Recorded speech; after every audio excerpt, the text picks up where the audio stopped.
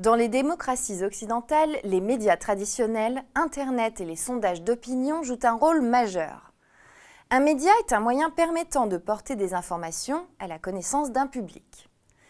La première moitié du XXe siècle voit apparaître de nouveaux médias pour compléter la presse écrite. Ces médias traditionnels sont la radio et la télévision.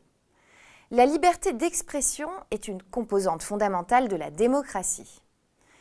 Depuis 1789 et la loi de 1881 sur la liberté de la presse, la liberté de l'information est un des droits de l'homme. La presse doit donc être pluraliste. Cela permet d'assurer la liberté de penser et de contribuer à la formation de l'opinion publique sur les principaux sujets politiques et sociaux. Les médias contribuent également à la diffusion de la culture. Des chaînes de télévision et des radios spécialisées qui focalisent leur programmation autour du développement culturel. La presse permet, avec les hebdomadaires, d'approfondir les grands sujets de société. La deuxième moitié du XXe siècle voit naître un nouveau type de médias avec Internet.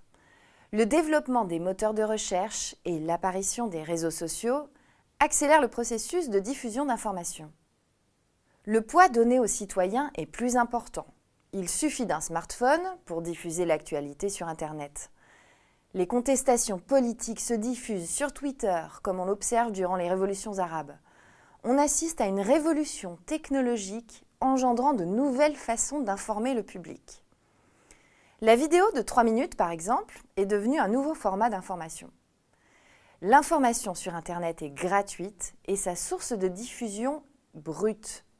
Cela pose donc la question de nouveaux modèles économiques pour les journalistes, dont le métier, jusque-là, était de diffuser l'information. Un sondage est une mesure statistique et sociologique de l'opinion sur un sujet donné. Les sondages peuvent influencer l'opinion publique car les hommes politiques s'en servent pour faire leurs propositions. Il faut relativiser leur importance car il y a parfois de nombreuses surprises lors des élections comme en 2002, lors des élections présidentielles. Donc nous vivons une révolution médiatique rapide. Les sources d'information traditionnelles sont confrontées au rôle croissant des nouveaux médias collaboratifs d'Internet.